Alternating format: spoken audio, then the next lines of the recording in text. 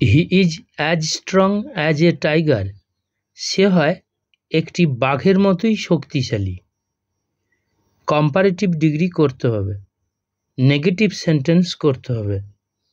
Answer একটাই, এখানে দুইয়ের মধ্যে তুলনা করা হয়েছে, হি এর সঙ্গে এ টাইগার। এখন এ টাইগারটা হি এর স্থানে আনলাম, হিটা এ টাইগারের স্থানে নিয়ে গেলাম।